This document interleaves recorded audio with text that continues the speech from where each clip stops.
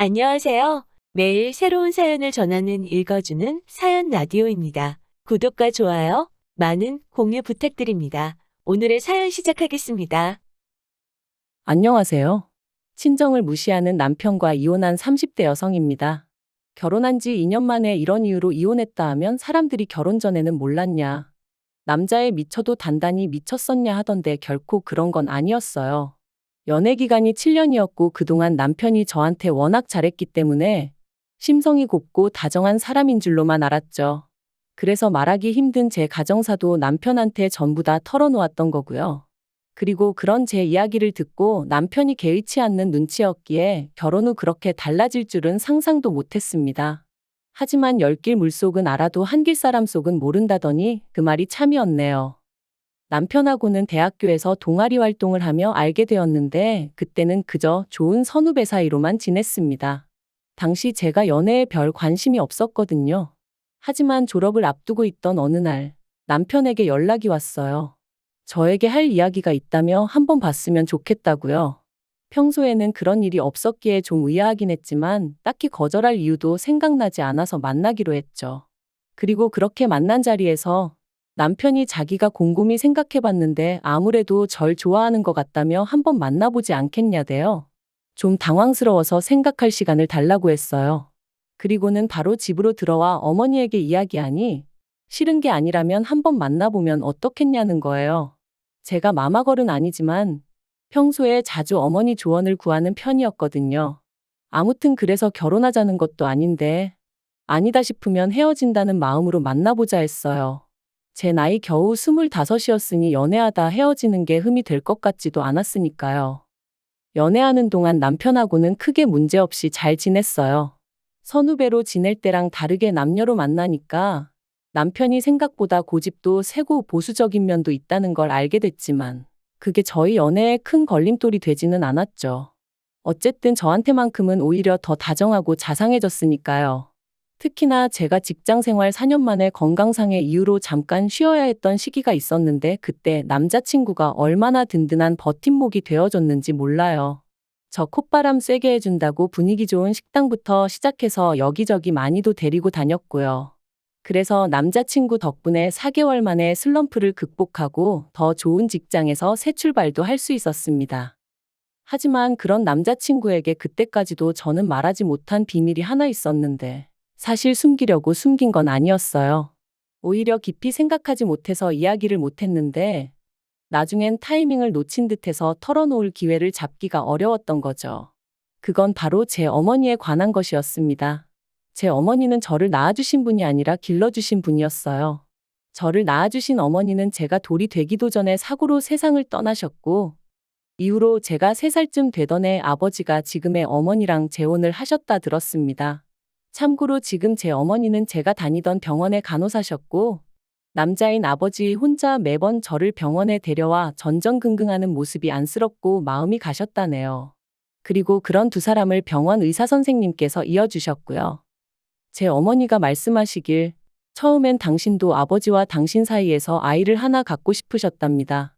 하지만 어린 나이에도 불구하고 조금씩 어머니 눈치를 살피는 저를 보면서 저한테 동생이 생기는 게 저한테 정말 좋은 일일까 싶었고 결국 고민 끝에 저를 위해서 갖지 않기로 하셨다는 거예요. 저한테만 완전한 사랑을 주고 싶으셨다고요. 그리고 그런 사연을 알게 되었을 때 저는 진심으로 어머니께 감사할 수밖에 없었습니다. 실제로 저는 어머니가 제 친어머니가 아니라는 걸 중학교 2학년 사춘기로 예민하던 시기에 알게 되었는데 그럼에도 불구하고 그동안 어머니가 얼마나 저에게 잘해주셨었는지 서운한 기억은 하나도 떠오르지 않았거든요. 그래서 이후로도 어머니와 제 사이는 달라진 게 없었어요. 오히려 더 가까워졌죠. 하지만 이런 시시콜콜한 제 이야기를 남편에게는 하지 않았었어요.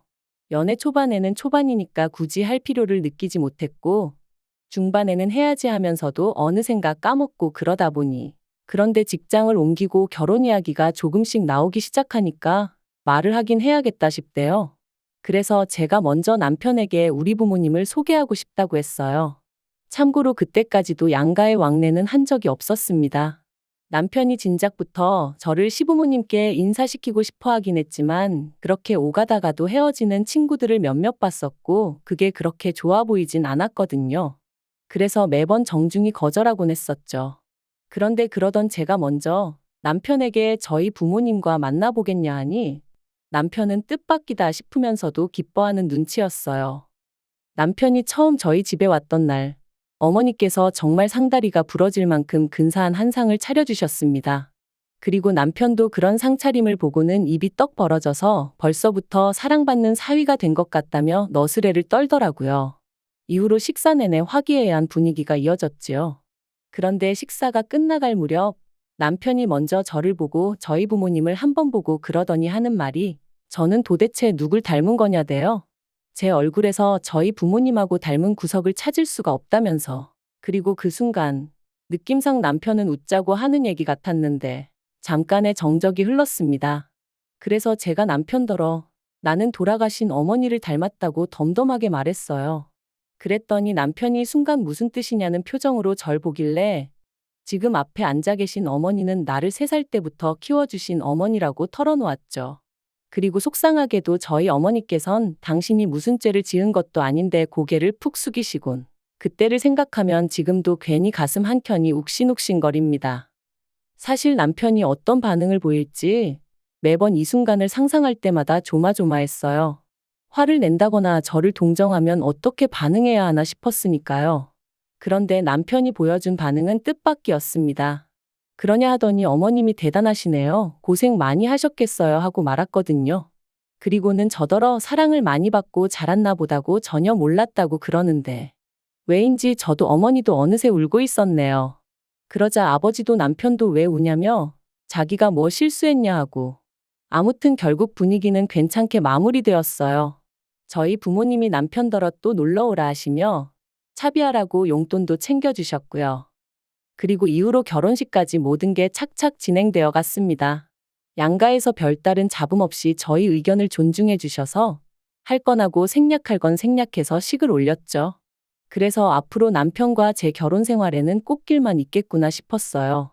하지만 이후로 펼쳐진 결혼 생활은 제가 예상한 것과는 너무나도 달랐습니다. 특히나 남편이 보여준 태도는 도무지 이해할 수가 없었죠. 결혼하고 한 달 좀 지나서 집들이를 준비하던 때였어요. 친정부모님이 오시기로 하셔서 아침부터 두 분이 좋아하시는 음식들을 하느라 정신이 하나도 없는데 남편이 옆에 와서는 한다는 소리가 보통은 딸 고생할까봐 나가서 먹자고 하지 않나? 그러는 거예요. 그래서 제가 친정어머니는 건강 생각해서 집밥 드시는 거 좋아하신다. 외식 별로 안 좋아하신다 했습니다. 그랬더니 그래도 보통 친어머니들은 딸 고생할까봐 이렇게 한다고 해도 못하게 할 텐데 자꾸 그 소리를 하는 거예요. 결국 듣다 못한 제가 나도 음식하는 거 좋아하고 그래서 괜찮아. 부모님이 맛있게 드셔주시면 좋지 하고 넘겼죠. 그런데 어이없는 건 막상 시부모님 모시고 집들이 할 때는 제가 야근도 있고 해서 몇 가지만 집에서 하고 몇 가진 배달시키면 좋겠다니까 그런 게 어딨냐고 짜증을 내더라고요. 친정부모님한테는 그렇게 해드리고 시부모님한테는 안 해주냐면서요. 그래서 제가 그러면 이번만큼은 당신도 좀 도우라 했어요. 사실 친정부모님 모시고 집들이 할 때는 하다못해 요리하는 동안 나오는 설거지라도 해줬으면 싶었는데 괜히 옆에서 또 저희 친정어머니가 저를 힘들게 한다는 식으로 헛소리를 해댈 것 같았거든요. 그래서 제가 꾹 참고 1부터 10까지 혼자 다 했습니다. 하지만 시부모님 모시고 집들이 할 때는 굳이 저 혼자 다 해야 할 이유가 없었으니까요. 그런데 남편이 친정부모님 모실 때는 알아서 잘만 하더니 시부모님 오신다니까 꾀가 나냐면서 빈정거리더군요.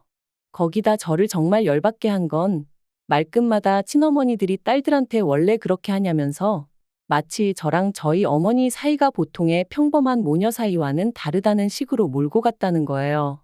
그리고는 저는 자기랑 결혼했으니 권씨 집안 사람이라며 자기 부모님한테 잘해야 된다는 식으로 말하는데 생각할수록 괘씸하고 황당하고 어이가 없더라니까요. 한편 올해 초 친정어머니의 환갑이었어요. 요새 환갑을 누가 그렇게 챙기냐 하지만 저는 어머니하고 단둘이 여행을 다녀올 계획을 세웠습니다. 돈도 결혼 전부터 따로 들어둔 적금이 있었고요. 참고로 남편하고는 결혼한 지 1년도 안 되었던 차였기에 남편이 저희 어머니한테 뭘 좀 해드렸으면 하는 기대는 정말 요만큼도 없었어요. 그저 제가 집을 며칠 비워야 되는 게 마음에 걸리긴 했지만 반찬이며 국이며 미리 다 냉장고, 냉동실에 채워뒀으니 솔직히 크게 문제될 건 없겠다 싶었죠. 그런데 여행을 하루 앞두고 남편이 또 보통 딸 시집 보낸 엄마들은 딸 미움 살까봐 여행 가자 소리 안 하지 않나? 그러는 거예요. 그리고 그 말의 의도가 무엇인지 전 누구보다 잘 알고 있었기에 남편더러 친정엄마랑 여행 간다고 미움을 사 어째서 요새 그런 걸로 며느리 미워하는 시부모님도 계신가 하고 받아쳤습니다. 그랬더니 남편이 시부모님이 아니라 사위가 불편할 수도 있잖아 하는 거예요. 그리고는 장인장모 입장에서 사위랑 틀어져서 좋을 게 뭐가 있겠냐며 가뜩이나 저희 집은 제대로 된 장인장모도 아닌데 그런 건 생각을 못 하시나 그러는 겁니다. 듣자 하니 기가 막히고 황당해서 제가 뭐가 제대로 된 장인장모가 아니냐고 따졌어요. 그랬더니 솔직히 장모님이라고 불러드리기는 하지만 계모지 않냐면서 계모 장모라니 자기는 들어본 적도 없대요. 그러면서 제가 몰라서 그렇지 제대로 된 모녀 사이랑은 달라도 분명 다른 점이 있을 거랍니다.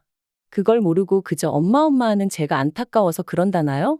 말 같지도 않고 다음날 여행도 가야 되는데 일 키우기 싫어서 헛소리 할 거면 잠이나 자라고 하고 돌아누워 버렸는데 곱씹을수록 재수없고 짜증나고 그래서 다시 돌아누워서는 친엄마라고 자식 다 잘 키우는 거 아니고 계모라고 자식 다 구박하는 거 아니라고 뉴스도 안 보냐고 소리를 질렀죠. 하지만 사실 이런 일들로 이혼까지 결심한 건 아니었어요.